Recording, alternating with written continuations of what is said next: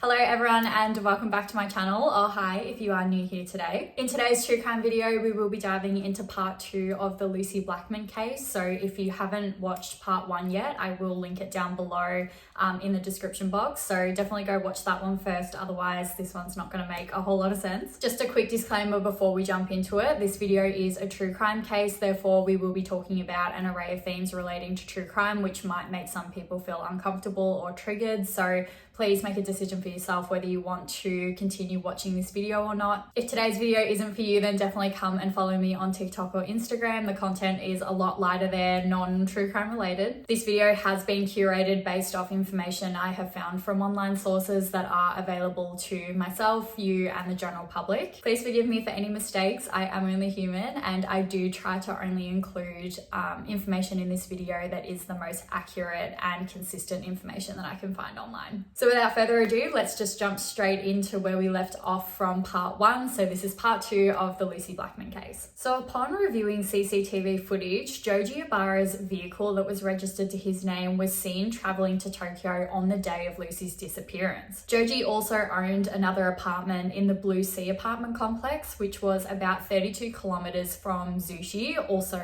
along the coastline. It was really frustrating because the building manager of these Blue Sea apartments actually had phoned police about 5 days after Lucie had disappeared, saying that he could hear and was complaining about some really weird noises that were coming from one of the residents' apartments. Police did go out and make a visit to the apartment complex after receiving the complaint from the building manager, and they went and knocked on the door that this guy said he thought the weird and strange noises were coming from. And upon knocking at the door, they were greeted by none other than Joji Ibarra himself. Upon Joji greeting them at the door and talking to them, he looked quite, sweaty and sort of worn out, as if he'd been doing something very laborious. When police looked behind him as well as they were talking to him, they could see in his apartment that there was what seemed to be concrete, like wet sort of like slabs of concrete, and there were a bunch of different tools, and there was also a sack with something large in it that was unidentified. And when police sort of asked him, like, what are you doing over there? He refused to answer any more questions, and police did not have a search warrant, so they couldn't really go in and just start searching his apartment. There was nothing more they could really do right then and there without a warrant, so they just left. At this time, Lucie hadn't even been reported as missing yet, so it wasn't knowledge that police had or that they were looking for. They were just literally coming to sort out a complaint by the building manager.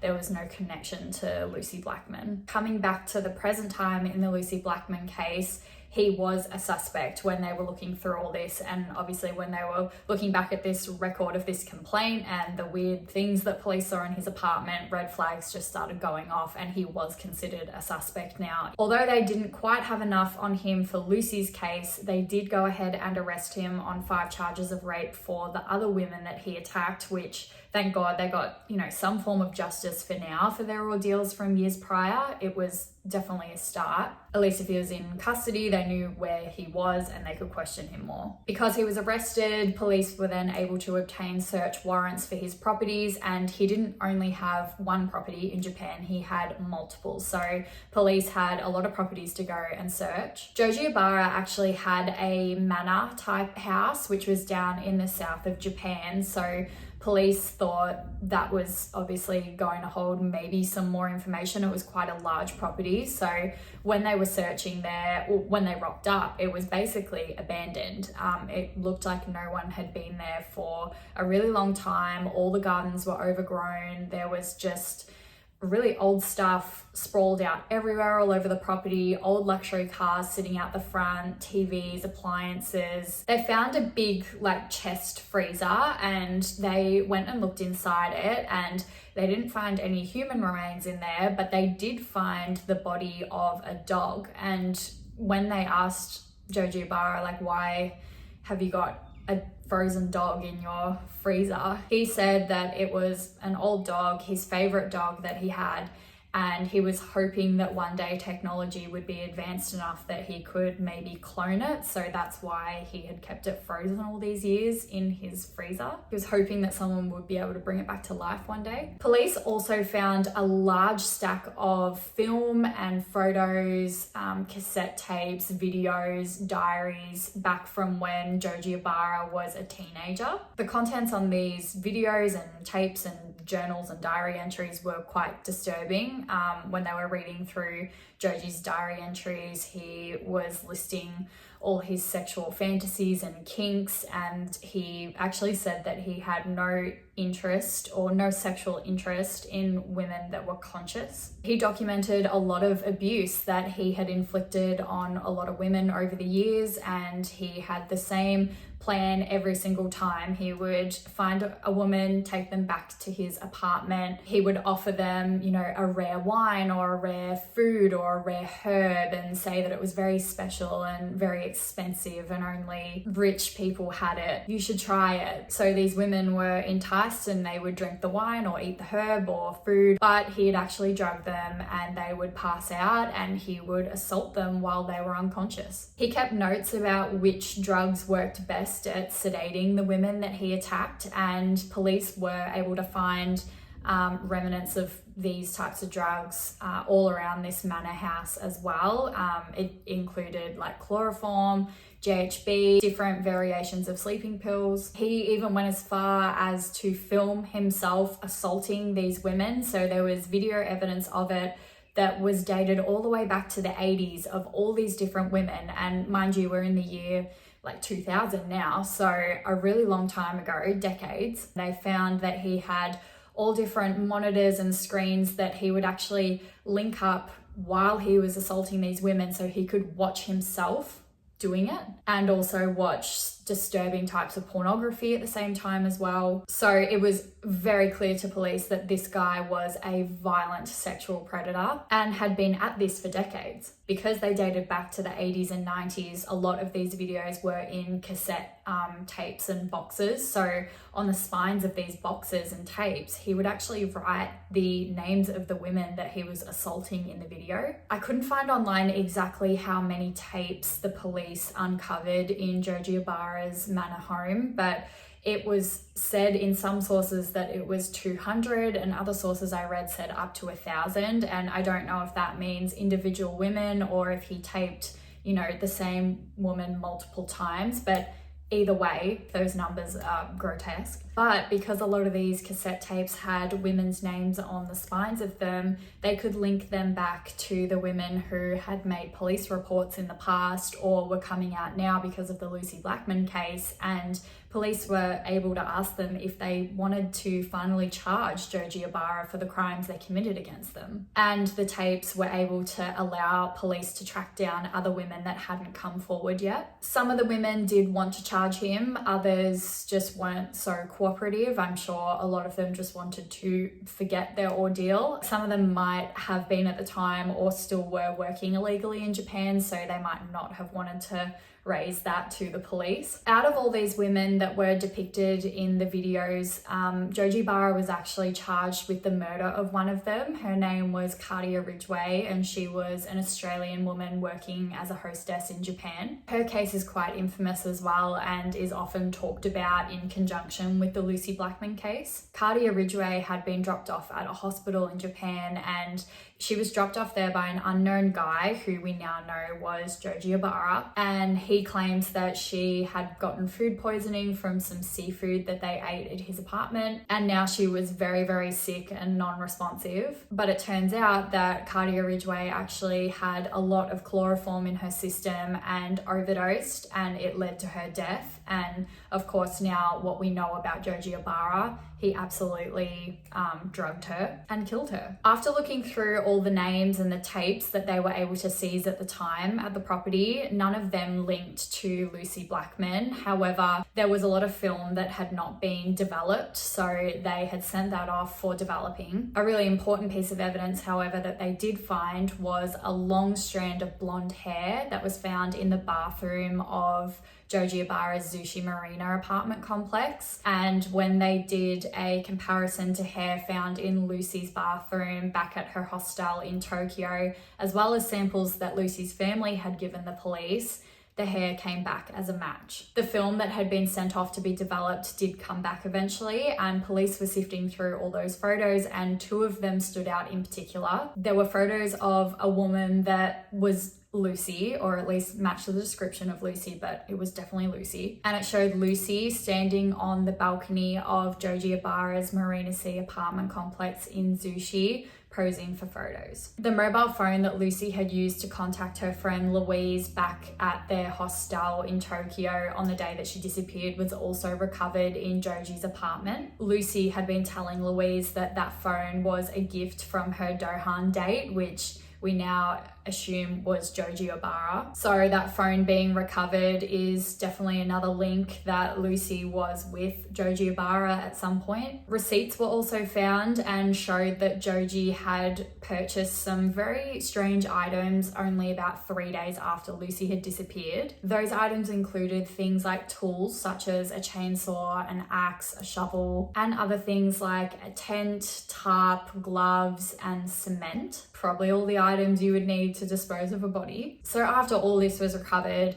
police were pretty certain that Joji Ibarra had something to do with Lucie Blackman's disappearance and or death. However, they didn't have a body, so they couldn't really do anything. There was no proof that she was dead, and without a body, you can't determine the cause of death either. All they knew for certain, in the eyes of the law, was that Joji Ibarra and Lucie Blackman had met. Upon being interviewed, Joji Ibarra denied any association to Lucie Blackman, and he said in relation to all the videotapes and very disturbing things and photos that they found of the women that he assaulted, he said that it was all consensual, every single one of them. So in January and February of 2001, full-scale searches for Lucie Blackman's body commenced around Joji Ibarra's many different properties, and a lot of his properties were near the water as well, so they focused on beaches and caves surrounding the ocean. On one of these days, authorities were making full-scale searches around the Blue Sea apartment complexes, which is the complex where the building manager had made noise complaints of strange noises coming from Joji Ibarra's apartment. They had already searched these beaches and land areas when Joji Ibarra was initially arrested, but this time they went back and brought sniffer dogs just to upscale their search. There were a lot of rock formations and caves in this area just because a lot of the rock had been eroded over the many years from the ocean coming up against it. So a lot of these caves were secluded from the weather now that they'd been eroded so much. And more importantly, they were out of people's view that were walking past. There was one cave in particular that caught the attention of police, and that's because they could see quite a large object sticking out of the sand in this particular cave. Upon getting a closer look, authorities realized that it was a big old rusty bathtub that had been flipped upside down, and it was somewhat submerged into the sand. When police flipped this bathtub over, underneath it, buried in the sand, was an array of plastic bags, and upon, I'm assuming, looking at the contents in the bag, but probably smelling the contents in the bag, they realized straight away that they were filled with human remains. The human remains found in these plastic bags had been dismembered, and there was also a human skull found in a case of cement. So of course, upon this very, very gruesome discovery, a crime scene was quickly set up to protect the remains and carefully exhume them so they could investigate them further. But very, very quickly, the media found that something was going on and that a crime scene had been set up, and before everyone knew it, there was just so many crowds of people wanting to see what the police had found, and media was covering it extensively. When the remains were sent off for testing and examined further, the dental records came back as a match to that of Lucie Blackman. The cause of death, however, could not be determined as the remains were just in such a state of decomposition by this stage. Lucie's family once again travelled back to Japan to take her remains back home so they could have a proper funeral for her in her hometown, just just as she deserved. So on April the 6th of 2001, Joji Ibarra was formally arrested for the murder of Lucie Blackman, and his trial started around 3 months later. So Ibarra was born in Osaka, Japan to Korean immigrants, and he grew up quite poor. However, his father turned things around for them when he started investing in a range of different things and basically turned their whole life around. He wanted the best for his wife and the best for his son. Ibarra attended a very good school. He went on to attend a very prestigious university, and whilst at uni, his father brought him a nana and a maid to basically look after him while he studied. So his father really turned their lives around and gave his son the opportunity for a very privileged life. However, when Ibarra was 17 years old, his father would pass away, and he passed away on a business trip in Hong Kong, and it was said that the Yakuza killed him just because he got caught up in the wrong circles because he was a wealthy businessman. This is all alleged, of course. So when his father died, all his inheritance, which was quite a substantial amount of money, went to Ibarra's mother, who was now a widow, and the children. So Ibarra had inherited quite a substantial amount of wealth for a very young person. He was only 17 years old. So with his new wealth, Ibarra set off traveling all over the world for many, many years, and he started to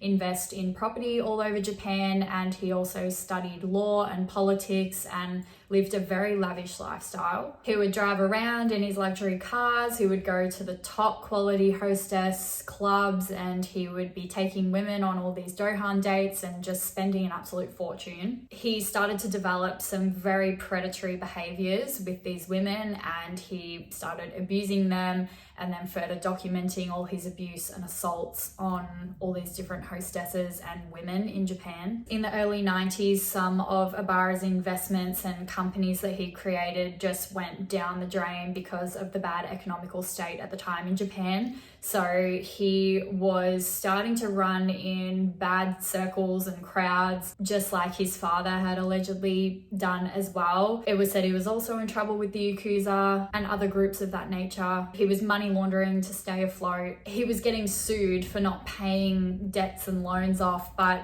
because he owned a lot of his properties outright, I'm pretty sure, he was still able to live somewhat of a lavish lifestyle and just go between all these different properties that he owned and keep up the facade of it. It was said that Ibarra had paid a lot of money for cosmetic surgery as well over the years because he was very insecure about his looks. He did not like the way he looked at all. In particular, he did not like his eyes. He wanted to have his eyes reshapen to look more westernized, and he hated his height, so he would always wear like heeled shoes and boots, and he was also said to have taken growth hormones. There's also like no photos of him because he absolutely refused to get photos his whole life, so that's why these photos that I'm using of him in this video are just on repeat. The only time that he would get photos is if he was sort of looking away or had sunglasses on. So at his trial, Joji Ibarra was being charged with abduction, rape, and rape resulting in death for Lucie Blackman and Cardia Ridgway. Joji Ibarra just denied any responsibility of either of the women's deaths, and he even went as far to say, "What do you mean? Like, I helped Cardia Ridgway. I dropped her off at the hospital when I could see that she was really unwell. I didn't kill her. I did that to save her," after he drugged her. He spun Lucie Blackman's case as that she was trying to crack onto him. Like, she was pursuing him and invited herself over. Everyone was obviously like,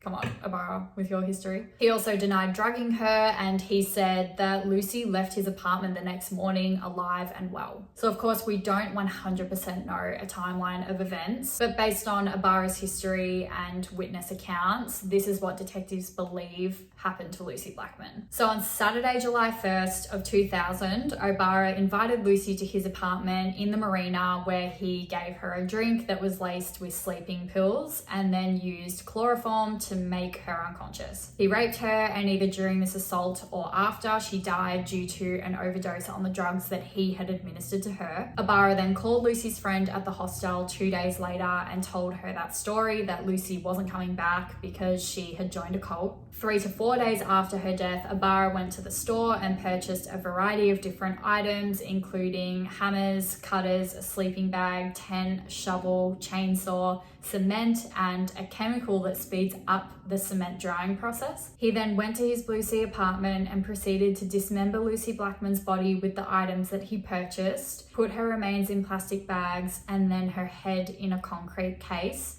and bury them in the sand inside the cave, putting the upside down bathtub on top to conceal everything. A neighbor of Ibarra's witnessed him walking up and down the beach with a shovel one day, and police also uncovered a tent nearby to Lucie's body in the cave that matched the one that he purchased from the store. And upon Lucie's body being examined after being taken from the cave, there were marks on her bones that were consistent of that of a chainsaw, which was also purchased by Joji Ibarra. At the time, Japan's legal system was very, very tough, and you needed concrete evidence to show that someone was connected to a crime. For me at least, and maybe you guys analysing this on the outside, it is obviously red flags popping up everywhere in relation to Joji Ibarra, marks on Lucie's body that were found to be consistent with items he had purchased, Ibarra's violent sexual history with women, the weird noises in his apartment after Lucie had disappeared, him walking up and down the beach with a shovel, the fact that police saw concrete the time that they visited Ibarra at his apartment, and that Lucie's head and skull was found in a concrete cement case, and Ibarra buying a chemical that speeds up the concrete setting process. Photo proof that Lucie was there in his apartment. It seems very clear what's happened here. But their legal system at the time basically says, well, yes, there is marks found on Lucie's body that are consistent with a chainsaw, and yes, Ibarra had purchased a chainsaw at the time, but there is no proof that Ibarra actually used that chainsaw to dismember Lucie. There's no proof that he actually did that to her. Also, in Japan's legal system at the time, there was no jury at trials. So a trial would occur by all the information being presented to some kind of board, like members on a board, and then they would discuss it amongst themselves and analyze everything and then decide on an outcome. However, this board or trial didn't meet in consecutive days like a trial nowadays is. They would meet like once every couple of months. So trials would take months or years to be completed. Ibarra's legal team also resigned after a year, so then they sort of had to start over, which just held up the process even longer. Ibarra's team was absolutely firm on the fact that there was no blood of Lucie Blackman's found in Ibarra's apartment, and if he had have dismembered her there would be blood. Ibarra took the stand in the trial at one point and again just spun it as if it was all Lucie's fault and that she willingly drank too much and took drugs. They then posed the question saying, well, okay, if you claim that she woke up healthy and walked out of your apartment the next morning, then how did she end up dismembered in plastic bags with a bathtub on top of her in a cave on a beach? Ibarra said that he was concerned for Lucie's health and that because she drank so much and took drugs that she should go to the hospital. So he got an acquaintance to take her to be checked out. But conveniently, this acquaintance had passed away since. But he said, you know, I don't know what happened with my acquaintance and Lucie after they left my apartment. Maybe he did it. Then I'm like, I thought he said that she left herself. So now all of a sudden there's an acquaintance, but he's conveniently dead.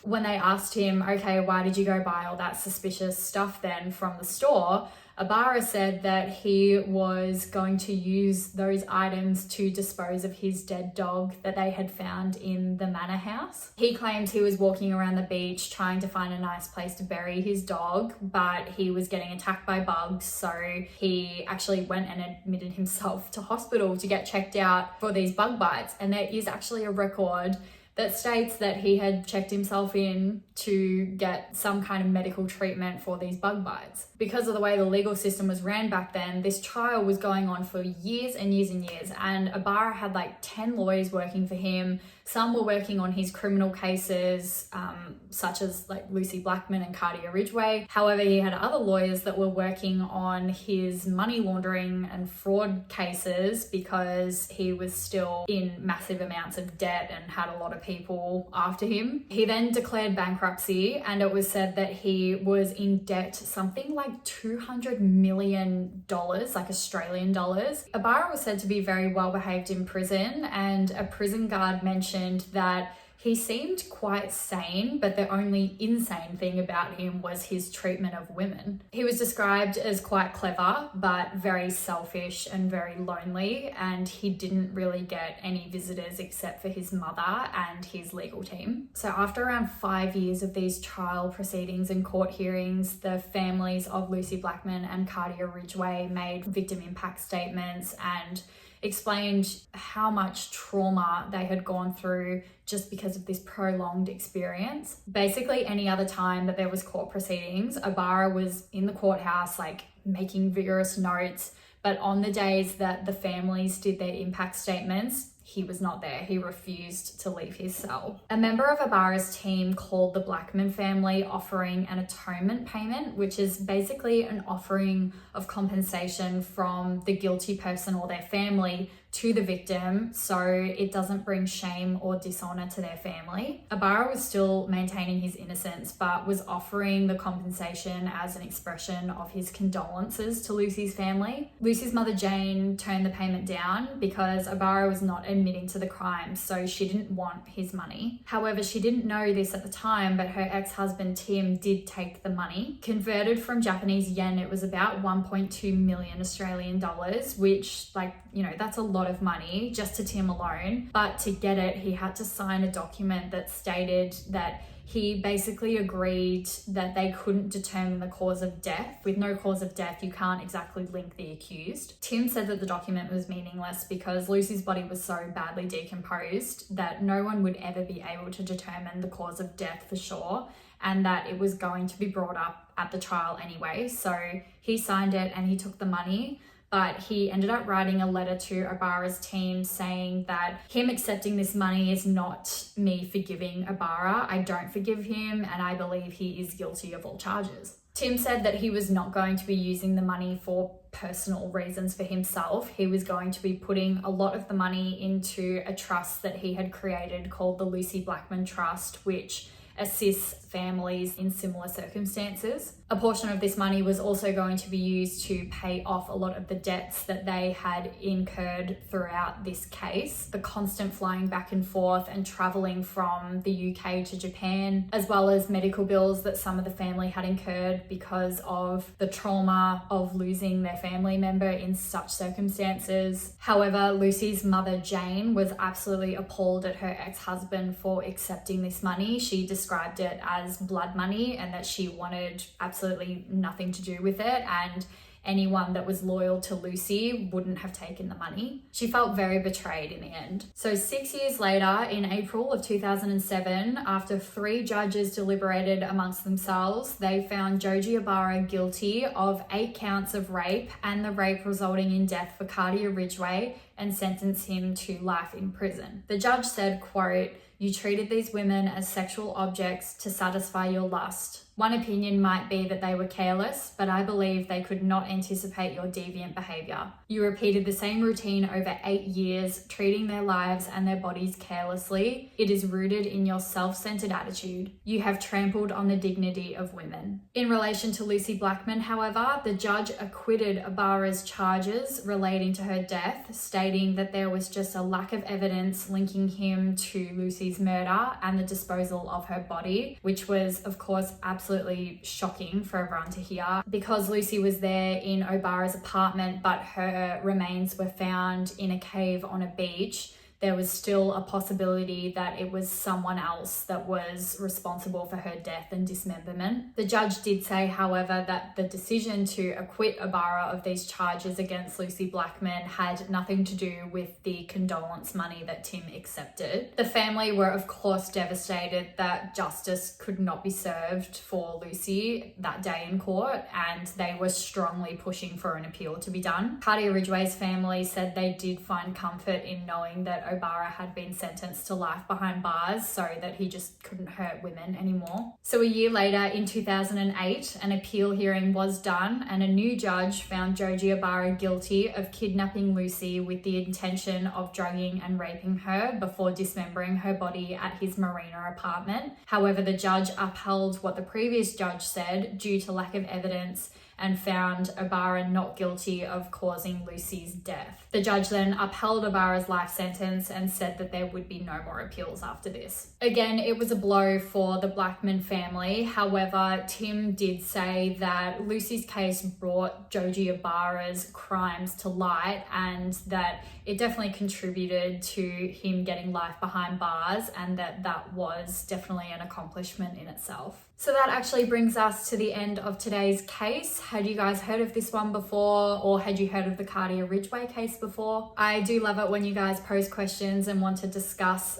in the comment section below, but I do ask that you be respectful. You never know who might stumble across this video one day. If you guys are interested in true crime, then definitely subscribe to my channel, and if you have any case suggestions or ideas for other videos, then I'm absolutely all ears. Definitely comment them down below. Thank you so much for supporting my channel today. It does mean the world to me, and I do hope to see you guys in my next video.